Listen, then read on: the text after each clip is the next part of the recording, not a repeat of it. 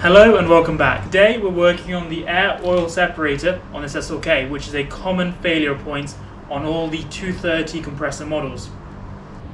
So looking at the engine from the top down, you can see this part on the right up here is the air oil separator, and it has 3 connecting tubes. Wait a minute, there's actually 4 connecting tubes in this system, and let me explain how it works. We have our piston with mixed fuel and air to combust in the combustion chamber, but not all of this combusts, and on top of this, you get some unburnt fuel, air and combustion gases forcing their way by the piston rings under the high pressures. This is blow-by.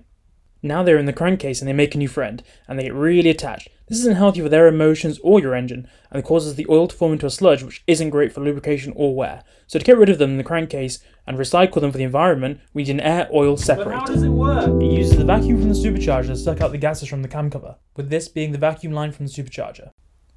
This is the passive type of centrifugal A.O.S, with the active ones containing spinning components. The fine droplets of combustion gas and oil are now being sucked through by the intake pressure in your airbox. Around and around the spiral, the mixture of combustion gases and oil spins until a centrifugal force that is greater on the heavier oil causes it to separate.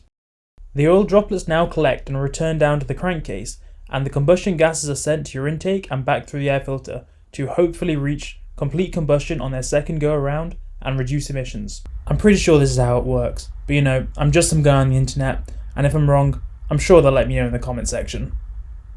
Right, where were we? Oh yes. One coming out the side, one going into the valve cover, and the oil recirculation line, which is that fat one right down there, which you can see is leaking at the base. And that goes right into the bottom of the A.O.S. And you can see more oil leakage around here, and a little bit coming back around there. So, what do you need to do this job? Well, they recommend that you replace these hoses because these are likely to be brittle and breakable. Mine feel okay. This one feels a bit brittle. This one definitely feels like it could be reusable. And it's up to you if you want to replace the A.O.S. These cost around £20 to £30 depending where you get it from. I'm going to have a go at cleaning mine just to see how hard it is and try and save a bit of money. So the first thing I'm going to do is remove the hoses.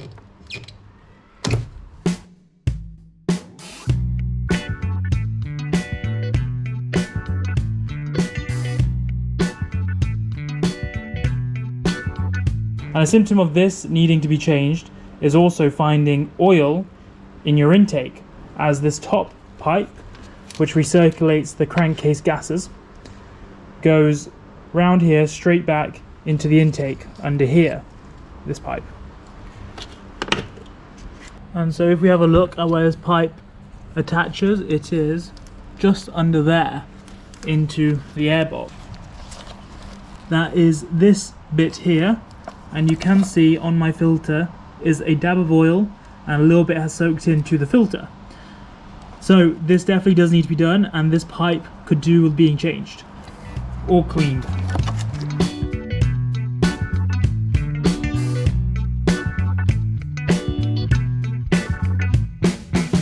Right, we can see that it did crack when I was trying to remove it, so I would definitely recommend getting a replacement top hose.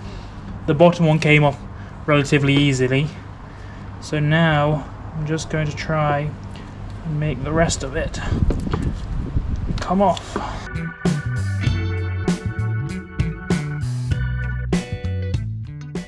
As for the A.O.S cleaning, so this is just a piece of plastic, and by the looks of things it uses centrifugal motion and a vacuum to separate the air and the oil, as you can see from the plastic casting at the bottom there, leading to a little bit of a drain with the oil coming out the bottom, the air being recycled this way, and the intake from the crankcase coming in from this side.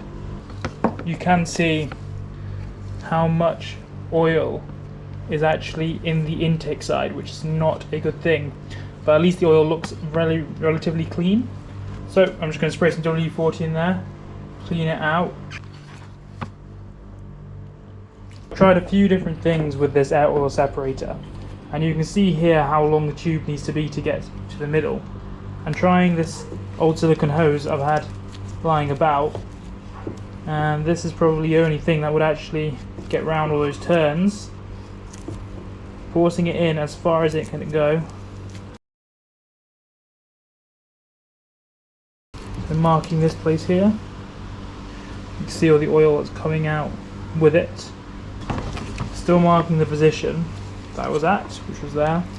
You can see that we have not made it the whole way around by any stretch, and we are probably just about halfway around the loops there. So I'm not really too sure if it is possible to clean this thoroughly, just due to the fact that it is such a complex shape.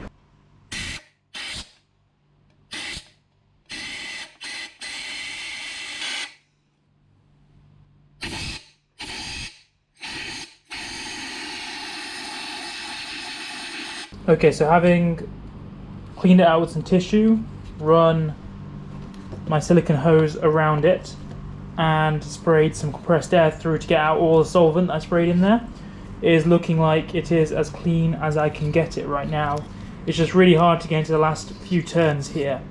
So if you can afford it, I'd recommend you getting a new one of these, just because I'm not too sure how clean this actually is inside, but I do know that the air is flowing through all the ports unobstructed.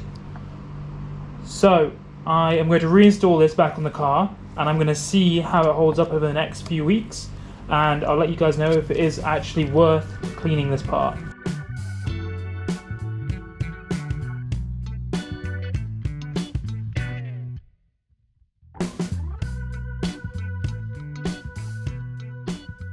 Here is the new hose which goes into the air box for the recirculation of the air, and that is the part number. So the part I've got versus the part I had on my car are actually slightly different, and they are definitely the right part because they match up, but this one actually has a small offshoot on it, and I've just checked the parts diagram and there is a bung which goes into the end of this one. Obviously, me assuming that these parts would be identical, I don't actually have the bung to go in this, so I'm going to fit it for now, and I'm going to get the bung as soon as possible.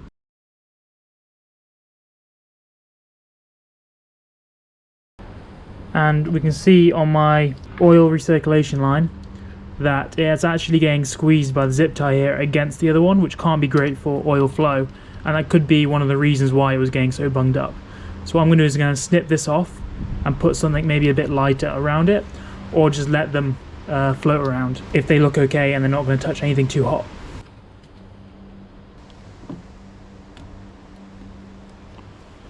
You can see how tight that was around this hose. Obviously was not too good for it. Onto this nipple right there. And then I've just added a Jubilee clip onto the bottom of the oil return line, just because it felt a bit loose and there was definitely oil leaking around it, which was getting onto the engine, producing a horrible oil smell. 2 weeks later. And if you have a look down here, there is a huge pool of oil.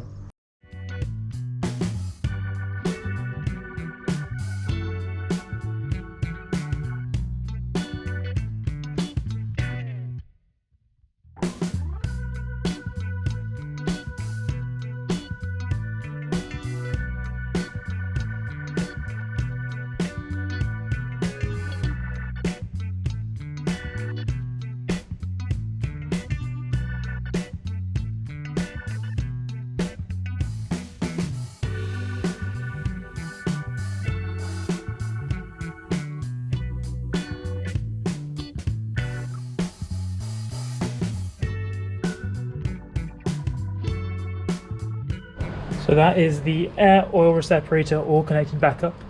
3 connections, 1 vacuum line, and 1 plug there which I am missing, but I will get.